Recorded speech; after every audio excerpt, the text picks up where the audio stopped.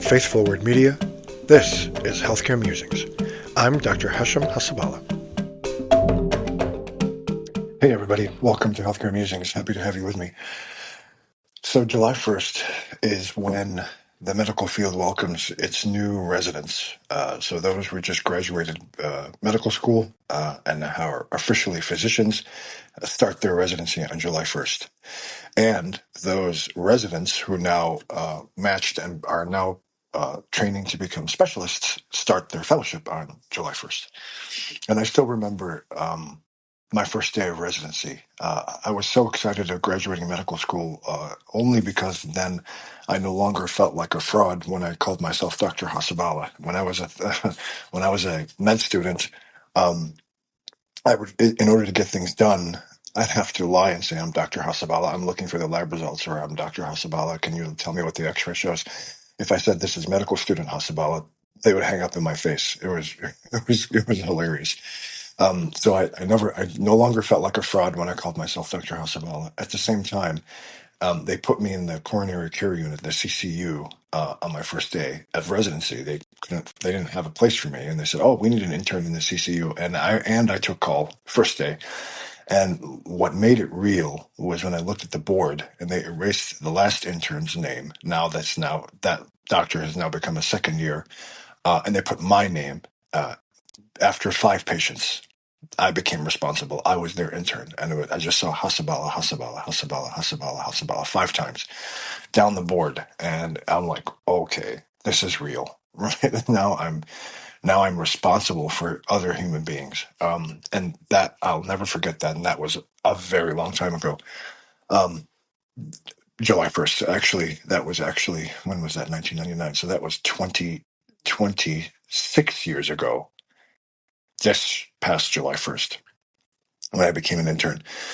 Um, and then it's right after the residents and the fellows start, and it's Independence Day, where the United States celebrates its independence from the British Crown. And when I think about it, and you reflect that those of us in medicine, us, the doctors, the nurses, the respiratory therapists, the physical therapists, the occupational therapists, everyone in the healthcare, even those colleagues that help clean the rooms and deliver the food trays, everybody in healthcare, if you think about it, really are freedom fighters. They are fighting for the patient to ensure their freedom from illness, right? For those of us who are blessed to work in the intensive care unit, we are fighting for the patient's freedom from critical illness, which is life-threatening many times, right?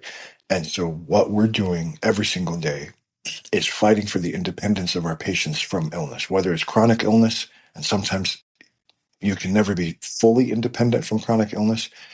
And physicians, especially those brave primary care physicians, those colleagues who are noble to do primary care, they are fighting to manage chronic illness and to make patients as independent as possible from the chronic illness.